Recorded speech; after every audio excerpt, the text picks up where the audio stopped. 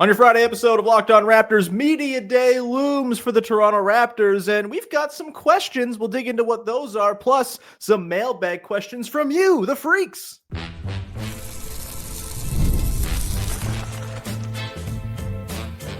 You are Locked On Raptors, your daily Toronto Raptors podcast, part of the Locked On Podcast Network, your team every day.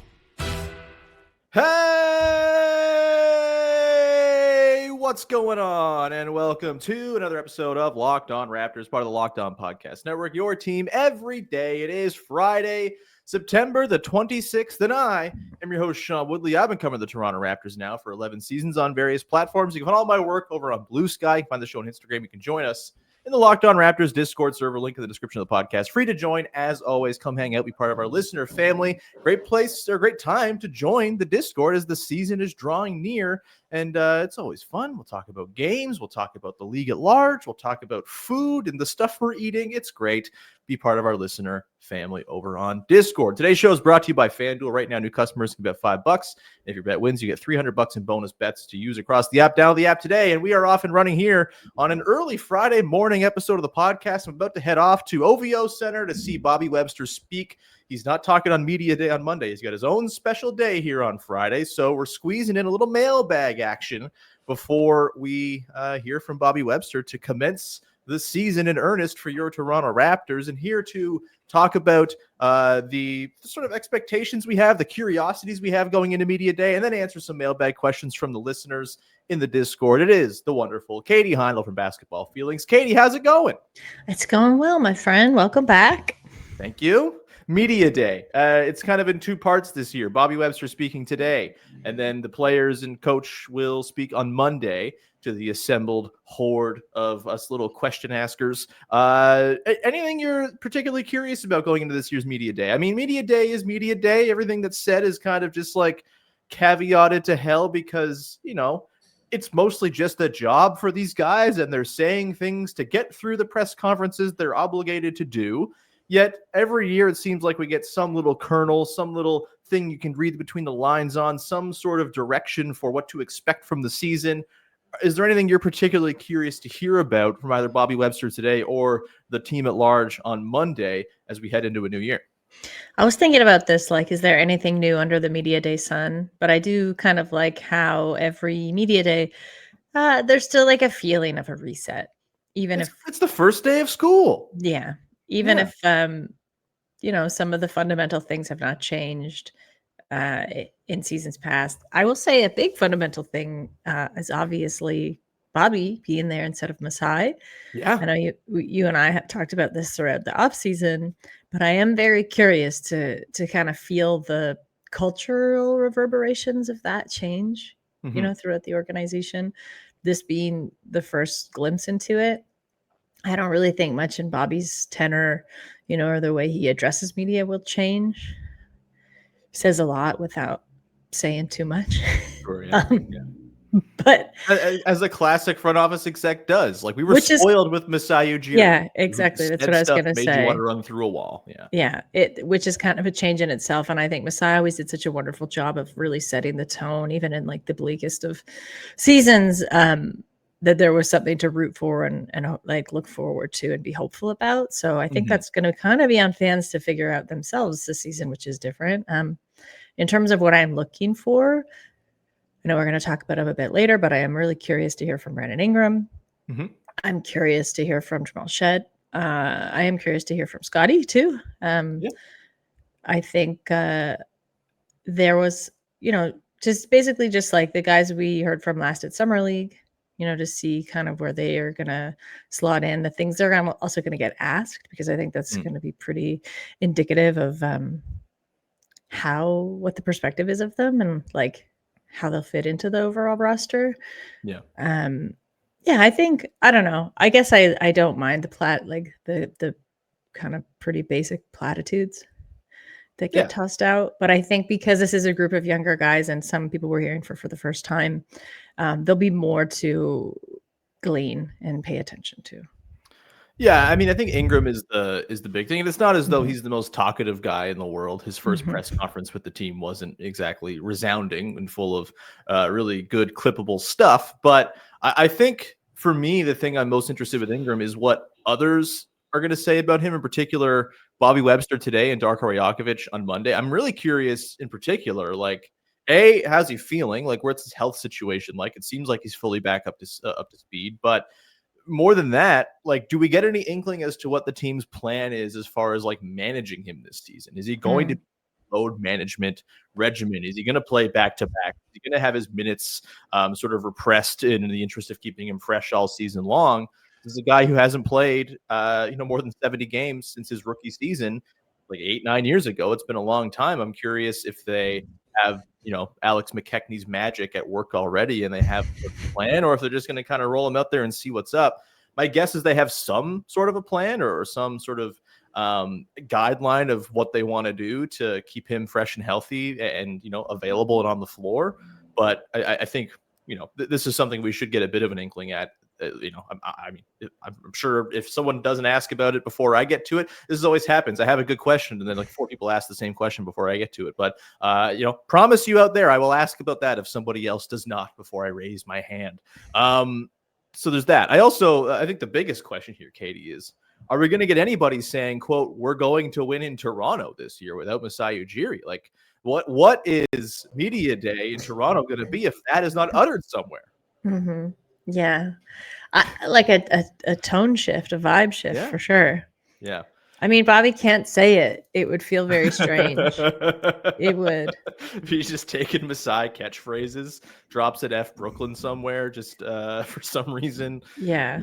Darko might say some version of it. Like, he's definitely got a comment on, he'll be asked to for sure, of like the trajectory of the team, where they kind of see themselves in the roster of the East this season, and like how far he thinks they can get. He'll definitely say a playoffs team. This or will he? I think he will. He will. Or maybe like hedge himself in a respectful way of like, we're a winning team, full stop, and not try and put too much on it. But inevitably, that's always a question on a lot of people's minds before the season has even started. Yeah. And like, to their credit, or lack thereof, I don't know if they've said the quiet part too loud the last couple of years, but they have mostly kind of declared their intent at the start of seasons in the last year. It was like, Jakob Poeltl's out here saying, we don't think we're going to win many games. The word rebuild was kicked around and, overused throughout the entire year, because you hear one word and it just becomes the word everybody latches onto and has exactly one specific defined meaning for it. Clearly the Raptors viewed rebuild differently than the sort of base. Rebuild means you tear everything down and aim for draft picks and all that stuff. They traded for Brandon Ingram. That was part of rebuilding. It's all very different, and there's different definitions of things. But like, they have set some level of expectation the last couple of years coming in. 2 years ago was, this is going to be weird, isn't it? As they like openly called out Pascal Siakam for no reason, and had that whole thing looming over the entire season.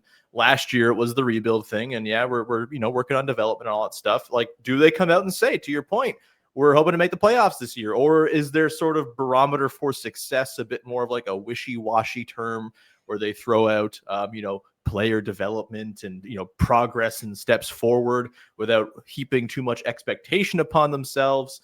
I think the expectation will probably be there anyway, if not from the fan base. And certainly it seems from ownership, who seems to want them back at the playoffs. But do they expressly come out and say, we're a playoff team this year, and if we don't make it, it's a disappointment? I think that's a fascinating thing to consider.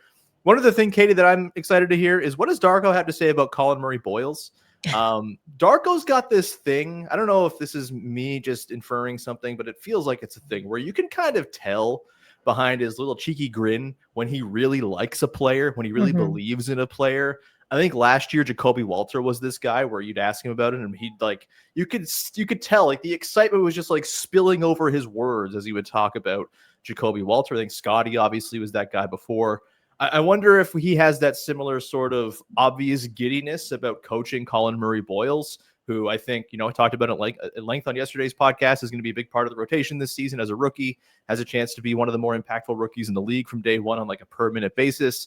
What does he think of Colin Murray-Boyles? And can you tell if he is like one of Darko's special boys from day one, just based on what he says? I don't know if you have any thoughts on that before we move on. Are you going to set him up for that? I might, yeah. You might have to cue him. Darko, is Colin Murray one of your special little boys? They're going to kick you out. Probably, yeah. Something that makes his face have this reaction that you're talking about. Mm-hmm. Yeah. Think about I'm not crazy, how though. That's like a thing, right? It is a good thing. Yeah, of course it's a good thing. I mean, he is a very emphatic coach, and he's not very shy. I think he'd actually probably be hurt if you said he was playing favorites, because it would imply that everybody wasn't his favorite. Right.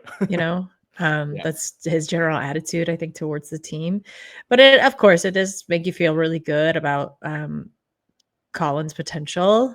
And especially, as you said, like how much he's going to be playing this season, which I think is like not necessarily, I wouldn't have thought of as a given, right? Looking down the roster, like to see a rookie get that many minutes to off the jump. So I think that'll be cool. And yeah, I don't know. A rookie needs that kind of belief from their coach, and a lot of them around the league do not get it. No.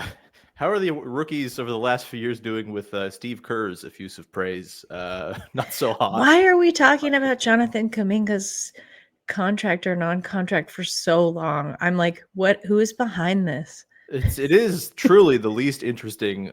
There's no reason NBA offseason. I'm a Kuminga supporter, but I'll just say, like, there is no reason to be. This is not the kind of news we need. I don't know. No. Has Ballmer like gotten in the mix and is like, please talk this up? I need some heat off me. I don't know. I'm sure we definitely won't hear any kind of stuff from Warriors Media Day regarding that, and I won't continue to drive this really uninteresting story even further into the ground. We're going to come back on the other side, Katie, get into some mailbag questions from the freaks in the Locked On Raptors Discord server. We got stuff about the most exciting Raptors to watch this season, Brandon Ingram, and more. We'll do that coming up in just 1 second.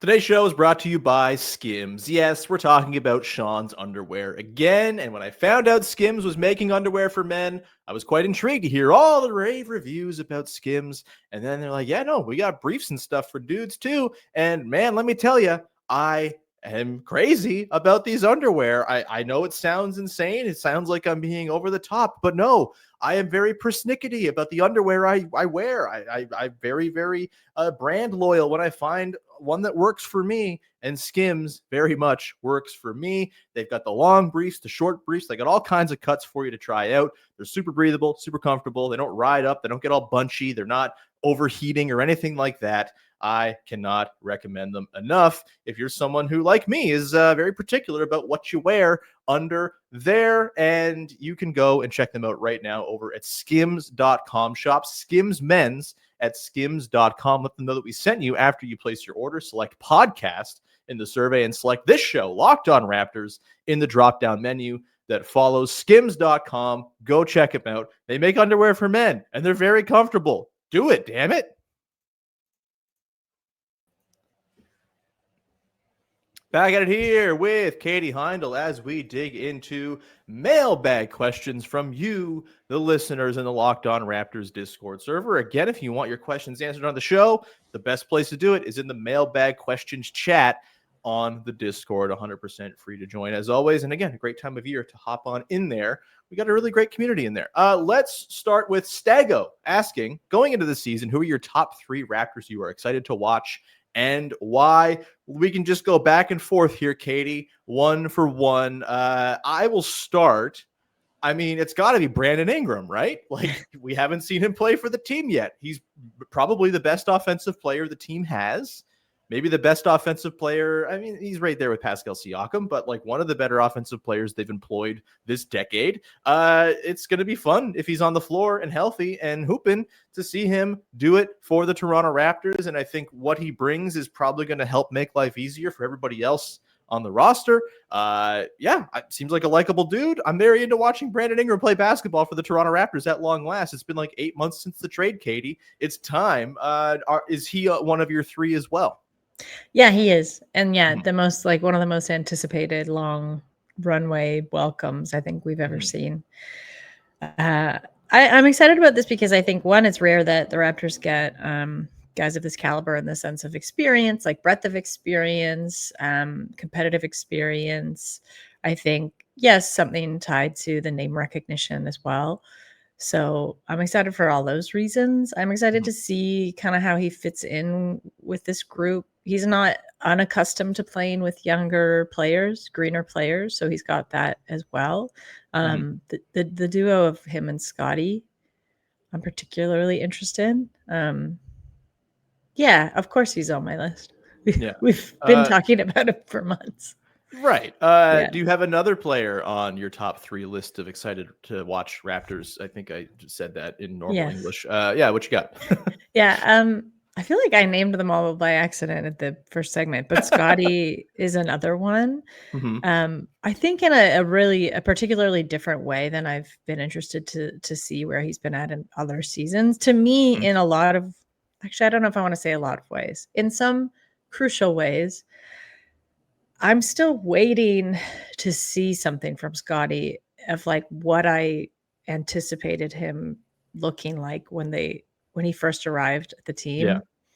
And like this maturation that he obviously had to go through, and then maybe more maturation in ways that we didn't know, whether that's because of how he fit with the team, leadership, the roster kind of shifting and changing around him, the things he's being asked to do, et cetera. But for whatever myriad reasons, I think I'm still like, there's still a question mark to Scotty for me. And I think this is probably his best season yet to really show that he is this person that they have all along been so adamant about building the team around. I think leadership is one of those things I'm still waiting to see consistently from him. We know he's enthusiastic. We know he can like hype everybody up, but I think just in terms of vocal leadership, and maybe sometimes be more watchful and kind of taking a step back. And I think there was maybe a lack of, I know aggressiveness gets thrown around a lot as sort of a catch-all, but I think maybe an intentionality is a better way to put it on the floor sometimes. I think that to me has also been a little bit off and on in the last few seasons. Sure. Again, like some you could chalk up to some of the reasons I mentioned before. There's been a lot of volatility and changes around him, since he was drafted. So again, like this feels like the very stable, touch wood, stage setting for him. And he has all these seasons under his belt now. He's made mistakes. He's grown a lot. So I really feel, and I did the thing I hate doing, but I looked at ESPN's player ranking, and they do have Scotty slotted much higher than they did last season. So I do know I'm not alone in this, but it feels like a little bit like now or never, honestly. Yeah.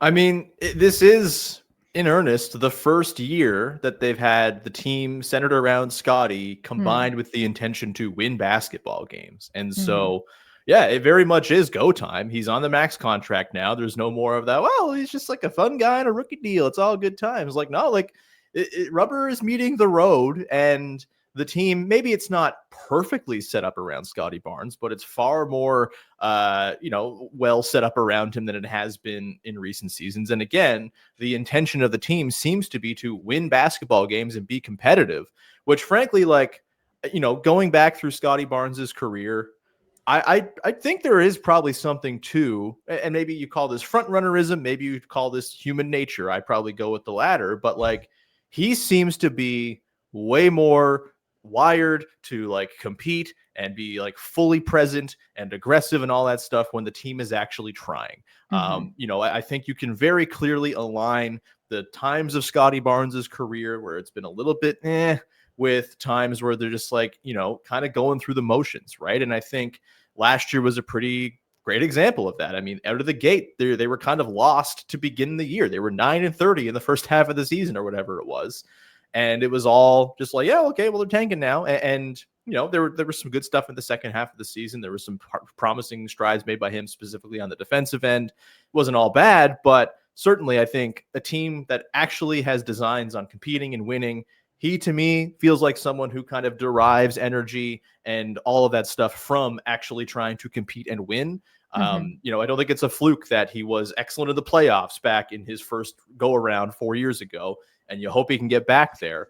Again, maybe you'd prefer someone have the sort of full juice all the time, but I can't really begrudge someone for maybe not bringing it fully. And to be clear, I think he did fully bring it on defense last season. He was excellent on that end of the floor. Offensively, the context was weird. The aggression waxed and waned. It was all just kind of gobbledygook, frankly. It was like a very strange basketball context. There aren't that many excuses left this year, frankly. And I think we will see the best version of Scottie that we've seen so far, with a team that is more conducive to him being successful, and properly complemented and all that stuff. But yeah, certainly on my list as well. Could go Colin Murray Boyles as my third. I'm very excited to watch him play.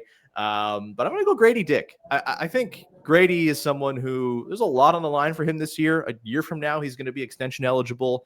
And this is a pretty, I don't say it's make or break because he's like 21 and he's young. And even if it doesn't totally work with the Raptors on this first contract, then I'm sure some other team will give him a shot or whatever. But I think it is a really important year for him kind of cementing his place in the long-term plans of this team.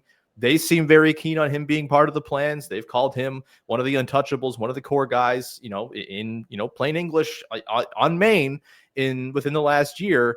I think this is going to be a huge season for him to see, hey, like, can he, make a push for a starting job? Can he, really put pressure on the heels of RJ Barrett in that starting 2-guard spot? Can he be someone who does passable things on defense, doesn't get completely roasted? Can he actually hit threes at the super high clip that he was expected to? Really excited to watch him. He's a fun offensive player. He does a lot of cool, like, aesthetically pleasing things. You couple that with the stakes at hand for him this season, and I'm pretty excited to see how it all plays out. Do you have a third player on your list, Katie? Well, Grady was mine. So I guess, I was going to say Shed, but we all know I'm a Shed head. So I'm actually going to say RJ Barrett. And this is like a mix of excited and trepidation because there's been so much talk about it being a sure thing that he's leaving. Yeah. And we've talked about this in the over the summer too. There have been kind of some mixed reports about that. So I think it's very strange to me how like he and Quick and Scottie were sort of dubbed the trifecta, right? Like the saving trifecta of the Raptors and how quickly that can kind of go by the wayside. I don't think he really deteriorated as much as people seem to be saying he was. I think a lot of that is recency bias and the fact that maybe we didn't see his best basketball to end the season. But I also think of, how tumultuous last season was for him. But he does strike me as someone who can really respond to and rise to pressure, and kind of blow beyond expectation. And I think, we're talking a lot about, I'm not to make this doom and gloom. I know this is like who we're excited about, but I am sort of excited to see how he strives to meet that pressure, and I think it's not the worst thing that he's also got like some other playing styles around him that I think will complement him very well on the floor. But I really don't think I want to see RJ leave. I'll just put that out there, like he's fun to root for. Local kid, happy to be here. Like, and there's a fun thing that he is on the team, and when he's succeeding, it's great. And I just think there's like a lot more to him than perhaps we haven't seen yet. So excited to see him hopefully thrive. Yeah, look, I am on the sort of end of things where I don't expect he's going to be part of the long-term plans for the team, but certainly there's a world in which he flips that on its head. And, I know there's a lot of uncertainty about his fit within the starting five. I share some of that uncertainty. We'll see. But, if he can kind of put it together and sort of find the best parts of his game, streamline like he did in the back part of 23-24 a little bit, and just kind of be like essentially like a replicated version of that player, then all of a Mhm. sudden, like, okay, maybe like this is not such a thing where we got to rush this guy out of town so quick. And there is something we can figure out here. Just like have a lot of good players on the basketball team, even if the fit is maybe not super ideal in the sort of starting five configuration. We'll come back on the other side here, Katie, and we've got a few more questions. I didn't expect that one to take a full segment, but that's fine. We'll rattle through a handful more to close out the show on your Friday episode of the pod. Stick around. Today's episode is brought to you by our friends over at FanDuel. The NFL season is here, and FanDuel is making sure you're ready for kickoff with a can't-miss offer. Right now, new customers can bet just $5, and if your bet wins, you get $300 in bonus bets to use across the app. That's pretty fun. Say you believe very strongly in one football team winning a game this weekend. I don't know, maybe you're a Lions fan or a Bills fan or a Chargers fan. They seem pretty good as well. And you think, yeah, they're going to win this weekend. You throw some money down, $5. If they win, then you get $300 to play around on the app with. And even if you're not a football fan like me, of course, you have all kinds of other ways to go play around too. You've got the NBA season futures. I like throwing like $5 down on a team I think is going to win the championship just to say, hey, maybe I'll be right. And I can hold this ticket up at the end and be like, look at my genius. Maybe you're someone like me who's concerned about the baseball playoffs and what the Blue Jays are going to do. Bet against the Jays to win. And therefore, if they lose, you get some money out of the deal. And if they win, you're not so upset anyway. It's the happiness hedge, baby. So are you ready to play? Download the FanDuel app by visiting FanDuel.com to get started. That's FanDuel.com to place your first $5 bet. Wrapping things up here on a hybrid Talking Media Day and Mailbag episode of the podcast here with Katie Heindl. Katie, we got a question here regarding the place at which Bobby Webster and the team will speak. I guess the team might be at Scotiabank next week, but on Friday, it's OVO Center hosting Bobby Webster. And Duncan asks, is OVO passé? Can they rename it? If so, what is your favorite out of the following three options? 1, basketball practice place. 2, Lakeshore Sports Ball Court with Media Room. Or 3, the We Have Distanced Ourselves from Drake Center for Performing Sports Arts. What you got? That's interesting. I think Monday's at Hotel X, actually, weirdly. Oh, is it really? I should read the press releases. Yeah, you should. I think because of the ongoing construction at Scotiabank is my guess. Right. Gotcha. So I think we'll be in that sweaty atrium again. Oh, the greenhouse atrium. Where hopefully they've got the AC going before we get in there. Will they have to wear long pants again? Can't wait. Yeah. Yeah. Let's see. I don't know if I want to be really like grudgy. Why don't we call it the Thermospa practice court? And that sham company can just take more of our land without paying the city what they owe them. I don't know, maybe something like having to, sorry, I hate Thermospa. I hate Doug Ford is. Yeah, no, keep on, criminal. go off. I agree. That might be just the correct answer if in our hell world. What about something to do with the lake? I feel like the lake doesn't get enough shine and you can really see it. Mm-hmm. Yeah. You can see it from OVO. It's like nice to be down there. Ball court with Media Room. It's right there, Katie. Yeah, I guess so. Or what about like medieval times 2? Oh, yeah. Medieval times 2. Yeah. The medieval times, the practice ground. Or like let's go like one era ahead. Let's go Renaissance times. Look, if they replaced one Raptors of the Renaissance practice facility. Yes.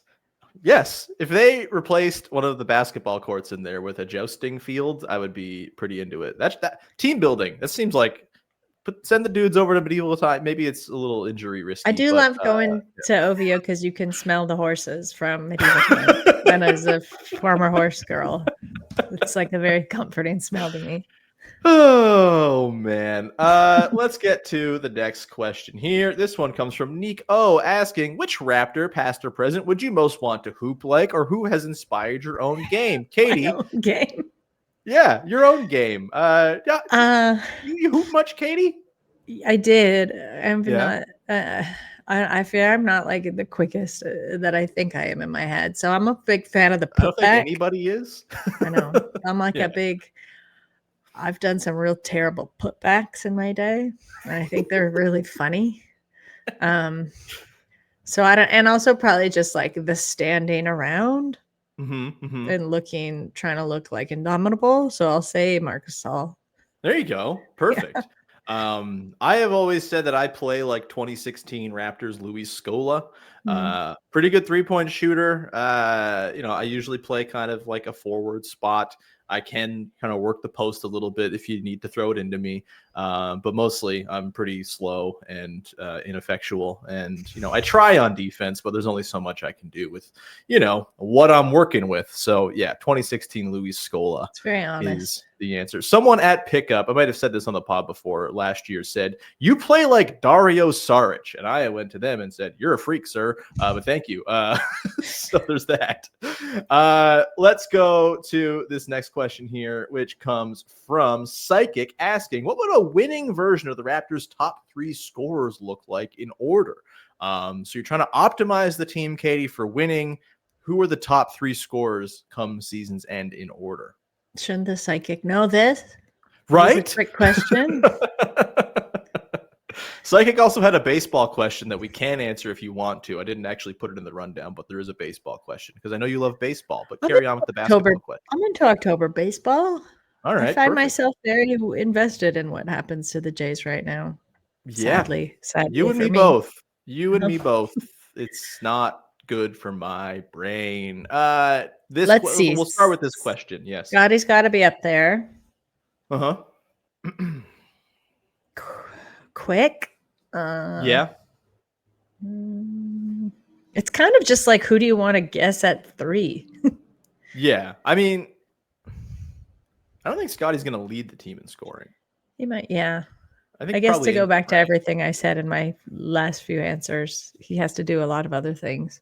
Mm-hmm. Mm-hmm. I think if you ordered it, Ingram 1, Quickly 2, Barnes 3. That's like a pretty good. Oh, you think Ingram? Yeah, I mean, he's the best scorer on the team, and I think they brought him in to be a play finisher because they've been real bad at finishing plays in the last couple of years.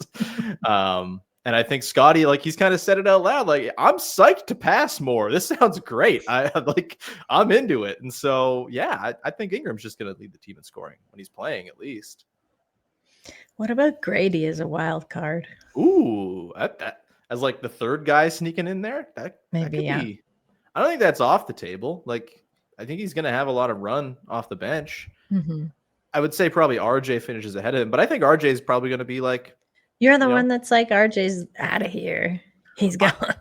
I think likely that is where things are headed, but I also think they're going to play him plenty and he's just going to kind of run into a bunch of points. But I think like, I would be surprised if he's top 3 in scoring on the team. I think he's probably like comfortably 4th. I think he's going to have like 16 a game or something like that. And it's going to be pretty balanced. I don't think anyone's going to put up 27 on this team or anything like that. This will be very fun for our annual over-unders. We usually do who's going to lead the team in scoring. And I think this one's going to have all kinds of different answers once we get to it. But yeah, next one here. But let's go to Psychic's question. It was not about basketball, and I didn't put it in the rundown, so you're not going to see it on the screen. But Psychic did ask, where is it in here? What are your thoughts on Big Dumper's historic season? Are you familiar with Big Dumper? Do you know who Big Dumper is? Someone, I forget who it is, but I asked Dylan about this nickname. Yeah, Cal Raleigh on the Seattle Mariners. Bit unfortunate. 60 home runs as a catcher. I think it's a great nickname. I think he like very much embraces being called Big Dumper. Okay, he's just cool. like a very round guy who hits bombs. It's baseball heaven, frankly. It's like it's the best. My thought on Big Dumper is I'm hopeful that this is the beginning of a renaissance in sports nicknames, because we've been in such dire straits for years. And this has a Raptors tie-in. You may notice I did an entire episode of the podcast. If you're listening to the show, I'm sure Katie didn't listen because why would you do that? But yesterday I did a whole episode on Colin Murray Boyles without calling him CMB because I refuse this initials nickname nonsense. We need to be more creative about it. And so I'm not doing it. I'm not falling towards this just sort of standard thing where it's CMB or initial 1, initial 2, and the number the guy wears. No, we need to be better. And I'm hopeful that Big Dumper can be the beginning of something new because a good sports nickname, tough to beat, Katie. Are you I'm with you on this CMB thing? Yeah. Yeah, I'm with you on that. We don't need to get Mhm. into like acronyms on robes territory. Is like very, like that's we Yeah. can aspire to much better, I think. Yeah. That's it, Katie. We're going to leave it there. Anything you want to promote for the good people out there? I'll promote basketball feelings. Mm-hmm. Do it. Something Do it big is more. happening there. Ooh. To kind of aligning with the start of the NBA season. So if you Oh, yeah. aren't subscribed, please come and join us. I wish I could. Go. I'm not going to say who's recently subscribed, but it's someone familiar to all of us. Ooh. I know who it is. I'm not going to say, but yeah, I might have to write myself a little guest post on some ideas I have just in order for them to see it. We're going to leave it there. Thank you so much for following, subscribing, rating, reviewing, telling a friend. It's much appreciated when you support the show. However you choose to support the show. We'll be back again, likely on Monday. If Bobby Webster says anything inflammatory on Friday, we'll probably do a little bonus episode this afternoon. Doubt it's going to happen because it's media day and all of that. I did intend to just like have Friday's show be in response to Bobby Webster, but timing wise just might not work out. And again, we can kind of save that for the media day roundup show. We'll do Monday after media day. That'll show drop a little later in the afternoon as well, after I get back from covering things down at, I guess, Hotel X. Either way, thank you so much for supporting the show, and we'll talk to you soon. Have a wonderful weekend. Bye-bye.